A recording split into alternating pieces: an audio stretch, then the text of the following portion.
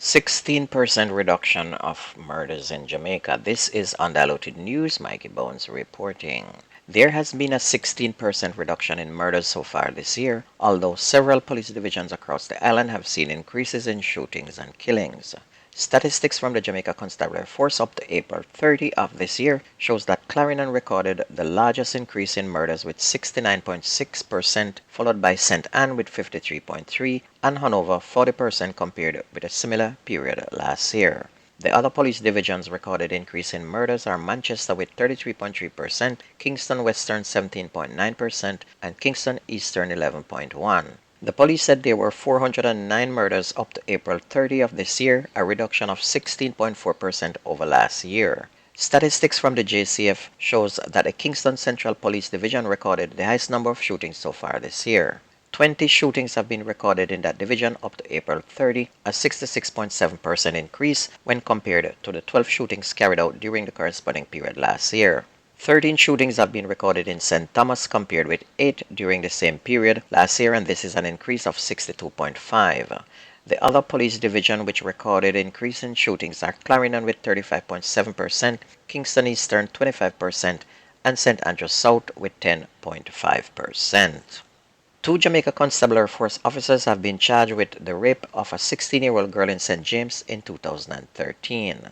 Sergeant Bruce Walker and Constable Rohan Mullings, both assigned to the St. James Division, were charged on Tuesday after the Director of Public Prosecutions issued a judgment. According to the JCF, the event is supposed to have occurred on May 28 of 2013. However, it was reported to the police on April 7 of 2015.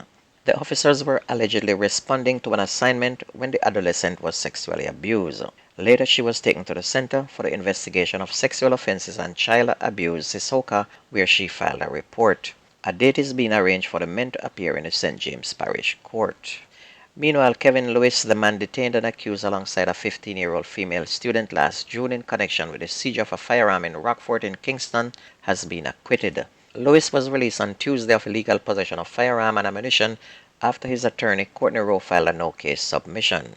The gun was found in the student's bag. And during the trial, investigators testified that when the student was cautioned, she said that Mr. Lewis told her to place the illegal gun in her bag. And prior to acquitting, Chester Stamp agreed with Mr. Rowe that while his client was present when the illegal gun was discovered, the student's alleged utterance is insufficient to prove that Mr. Lewis intended to be in joint possession. On June 6, Lewis, the driver of a Toyota Wish, was signaled to stop during a traffic checkpoint operation by members of the Joint Anti-Gang Task Force. He obeyed, but one of the male passengers fled from the vehicle in the process. The vehicle, which was carrying Lewis and the 15-year-old student, was later inspected and a 9mm handgun with a magazine holding 11 rounds of ammunition was discovered. Lewis and the pupil were arrested, but the girl was released after no further evidence was offered against her last year. A man currently in prison has been accused of being involved in a deadly shooting in Green Valley, Manchester on Saturday. The police said that the suspect called them on Tuesday and that arrangements were made to bring him in for interrogation. 3 persons were shot, one fatally, at a small gathering in Top Green Vale. The deceased was identified as Andre Hines, otherwise known as Claffey. According to investigators, the latest rash of violent crimes is a result of individual feuds between competing criminals.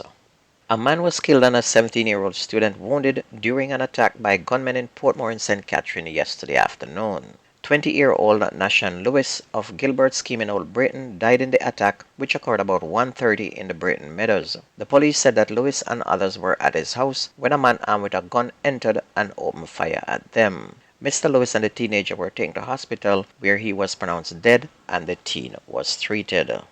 Police have now launched a manhunt for a man known as Uncle D-Man following the shooting of another man in Parrytown in Oceria St. Anne on Tuesday morning. The injured man has since been admitted to hospital. Reports are that around 6:25 a.m., 2 men had a dispute over a shop, and it's understood that during the dispute, the now injured man was threatened that he would be killed. Police said the other man left and reportedly returned with a firearm a few minutes later. Several shots were fired, hitting the now injured man in his abdomen and left hand. The shooter, the police said, escaped in a Toyota motor car. The injured man was assisted by residents to hospital, where he was admitted in a stable condition.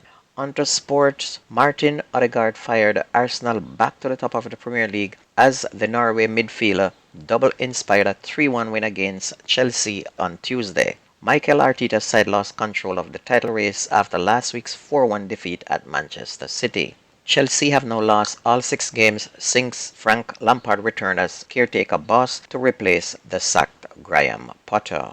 Former champions Mount Salem Primary and Flankers Primary School will meet in a top-of-the-zone clash when they face off in the third game of the St. James Football Association Uplift at Westpo Park today. Mount Salem, Flankers, and Cornell Avenue Primary are all tied on 3 points in Zone B after winning their opening game and will all be seeking to extend their winning starts.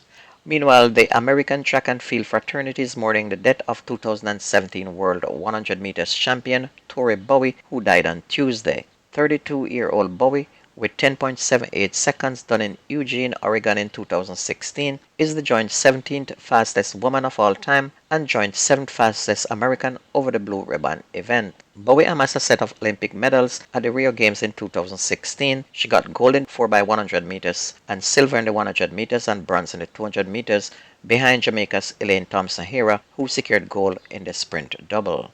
The American also won 2 gold medals at the World Championship in London in 2017 in the 100 meters and the sprint relay to go with a bronze medal from the 2015 Beijing World Champions.